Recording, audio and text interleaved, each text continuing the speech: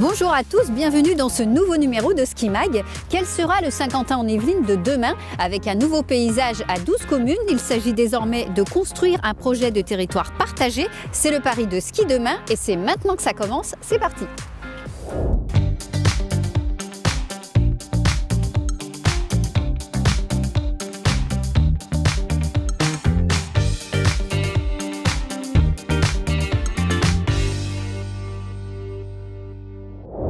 Un nouveau Saint-Quentin en Yvelines est né en janvier 2016.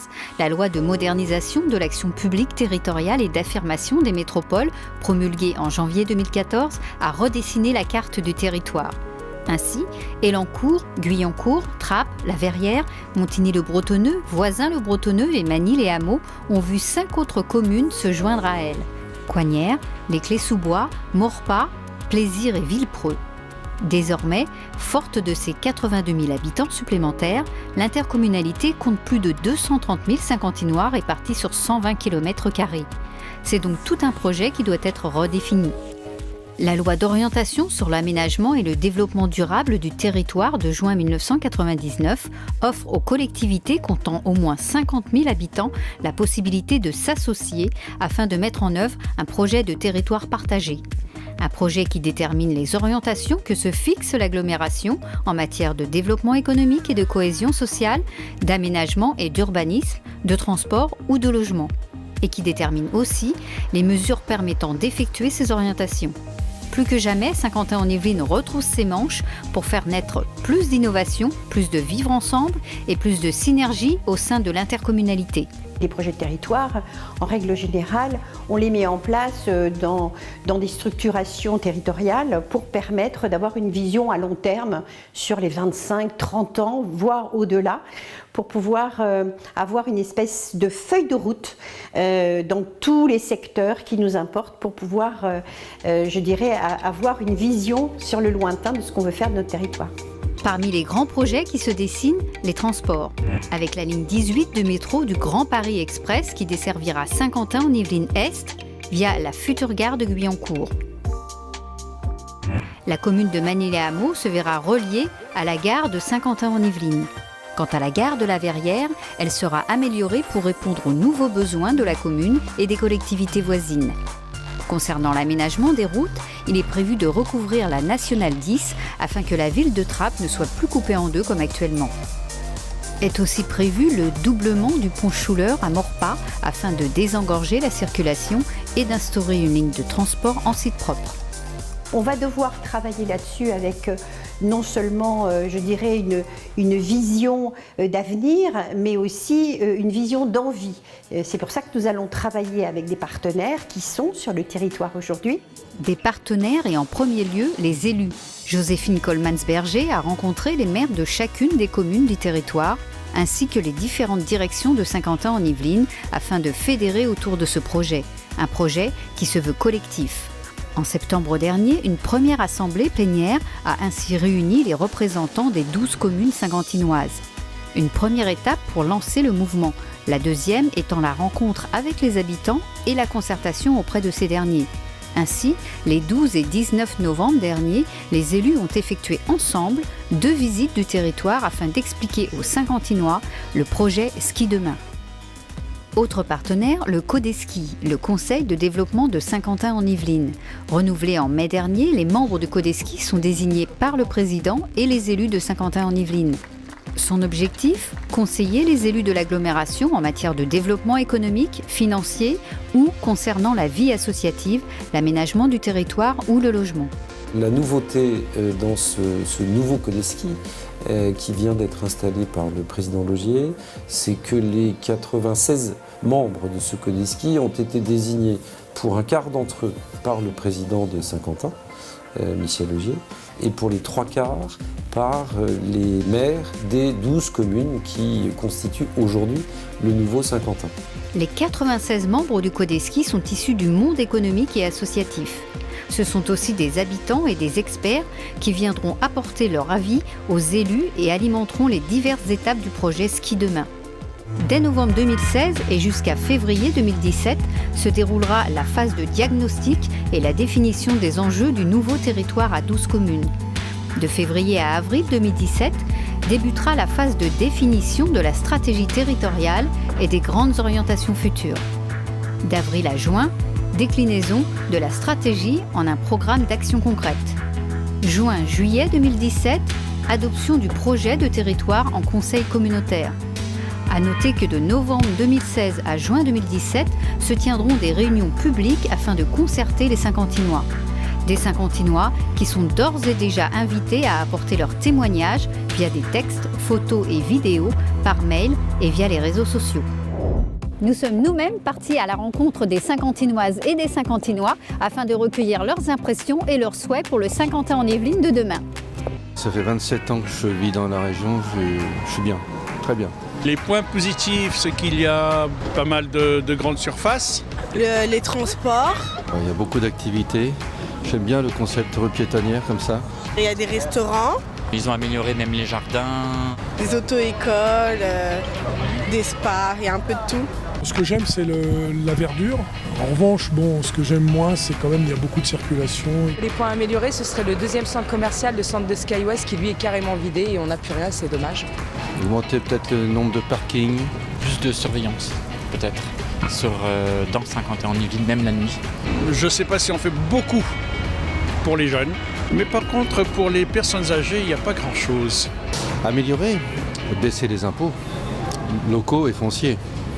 Et les entreprises dans tout ça ? On a un gros réseau au niveau des entreprises qui nous accompagnent dans la création des sociétés. C'est un gros avantage qu'on a dans cette agglomération. Je vis ici depuis plus de 40 ans. J'ai toujours eu du mal, en partant de Trappes ou de Montigny, à rejoindre Plaisir. Et c'est le problème qu'on rencontre aujourd'hui, dont on espère réellement que l'arrivée de Plaisir et des nouvelles villes dans l'agglomération permettra une amélioration des transports. Ce que j'aurais souhaité, c'est un accompagnement depuis le début du projet, en fait, parce que c'est un peu le parcours du combattant quand on démarre. On ne connaît pas trop les démarches à faire. Et donc on se retrouve tout seul, noyé dans un brouhaha artistique de choses administratives. Aujourd'hui, si on veut trouver des salariés, on se dirige vers Pôle emploi, mais on n'a pas de personnes en charge réelle de ce genre d'activité. Mais Pôle emploi, c'est encore difficile, quoi. Ce qui serait bien, c'est qu'on ait des locaux moins chers. Avoir possibilité d'avoir des dépôts sur la région de Saint-Quentin en Yvelines parce qu'il y a quand même beaucoup de locaux qui sont vides et malheureusement on a eu quand même beaucoup de mal à trouver un dépôt pour pouvoir stocker justement tout notre matériel. Autre son de cloche, celui des associations. Alors que souhaitent-elles pour ce nouveau territoire ? Une bonne communication avec les différentes entités adhérentes chez nous et qui est effectivement de nous faire connaître sur le territoire. On parle souvent des moyens et quand on parle des moyens, on pense souvent au financement et aux subventions. Je crois qu'il faut surtout qu'on parle des moyens techniques d'abord, c'est-à-dire les installations. Nous sommes aujourd'hui à Gagarine, un stade nouvellement construit par la ville de Trappes, qui nous a fait un bien fou dans notre capacité à accueillir autant d'enfants. Les infrastructures précisément sont majeures et bien sûr ça nécessite des financements. Ce qui est important, c'est cette cohésion qu'on doit avoir de tous les services, qu'ils soient ceux de l'agglo, qu'ils soient ceux de l'État, du département. En gros, que toutes les collectivités locales se prennent par la main et travaillent ensemble. On pourrait très bien imaginer quelque chose de Saint-Quentinois où on pourrait mutualiser. Habitants, entreprises, associations, une fois les témoignages recueillis, que se passe-t-il ? On va commencer le vrai travail et il y aura 3 intervenants dans cette affaire. Le premier intervenant, c'est Saint-Quentin en Yvelines et les services, c'est les EU. Deuxième intervenant, c'est une entreprise d'assistance à maîtrise d'ouvrage. Et le troisième intervenant, ce seront des membres du Codeski. 3 intervenants qui débutent dès ce mois de novembre un travail d'inventaire sur les aspects positifs et moins positifs du territoire. S'en suivra la phase de définition d'axes stratégiques ou comment définir un nouveau territoire et ses axes de développement, jusqu'à l'action, à savoir la mise en œuvre dès l'été prochain. Avec ses 12 communes, le territoire conforte sa place de 2e pôle économique de l'Ouest parisien après la Défense et devient le premier pôle commercial des Yvelines.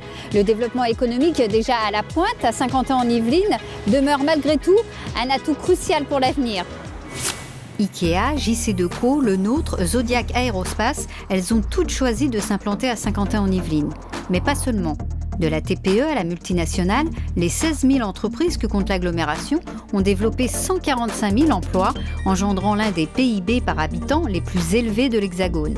Sans oublier les divers pôles d'excellence du secteur de l'aéronautique, de l'automobile, du numérique, qui font la fierté de la communauté d'agglomération, aujourd'hui classée AA par les agences de notation. Un autre classement fait également la renommée de Saint-Quentin-en-Yvelines, celui du MIT, l'Institut technologique du Massachusetts, qui compte l'agglomération parmi les 8 zones mondiales d'innovation. Pour autant, pas question de se reposer sur ses lauriers. On veut que Saint-Quentin soit un démultiplicateur de croissance, un démultiplicateur d'innovation, bien sûr d'emploi et de qualité de service. Un projet de croissance qui passe notamment par l'instauration de nouveaux produits financiers pour les entrepreneurs. On a déjà des produits qu'on essaye d'améliorer. Bien entendu, il faudra qu'au niveau national, on ait toutes les autorisations pour tester ces nouveaux modes de financement. Mais voilà, tout ça est en cours, donc on est dans une dynamique quand même très positive. Positif comme cet incubateur qui ouvrira ses portes le 8 décembre et où tout créateur de start-up pourra bénéficier de conseils d'experts, de soutien financiers et logistiques. Ces derniers seront accompagnés dans leur démarche et le lancement de leur société par l'agglomération. Au total, 30 créateurs seront sélectionnés. Il y aura peut-être un Dassault dedans, il y aura peut-être un Bouygues, il y aura peut-être un Deco, il y aura peut-être... Voilà. Donc on est là on sélectionne les 30 de Saint-Quentin qui ont vraiment une idée, et quelle que soit leur origine, quel que soit leur diplôme. L'agglomération soutient également les entreprises par le biais du Small Business Act qui permet de créer du lien entre les petites et grandes entreprises du territoire. Les sociétés des 5 nouvelles communes bénéficient désormais de ces mêmes avantages. Tous les chefs d'entreprise de tout secteur d'activité peuvent ainsi tisser des liens afin d'enrichir le territoire de ses multiples savoir-faire. Saint-Quentin-en-Yvelines, c'est aussi une carte postale entre ville et campagne, un équilibre auquel les Saint-Quentinois sont très attachés. Il s'agira dans ce projet de respecter les caractères et spécificités des unes et des autres communes, tout en avançant vers l'avenir, mais à 12 cette fois.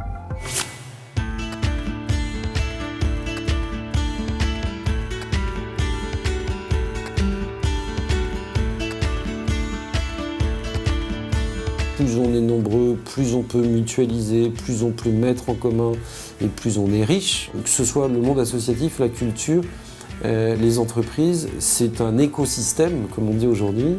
Et cet écosystème, il fonctionne si chacun des acteurs de l'écosystème y trouve sa place et sa part. Je peux vous dire qu'on a beaucoup d'ambition parce qu'on a une pépite, on a 12 pépites, mais on a la pépite de la ski. Aujourd'hui, on a un potentiel incroyable. Le coup d'envoi de ces concertations qui se dérouleront jusqu'à l'été prochain aura lieu le 29 novembre au théâtre de Saint-Quentin-en-Yvelines. N'hésitez pas vous aussi à apporter vos témoignages sur le site de l'agglomération et sur les réseaux sociaux. À très bientôt, ciao!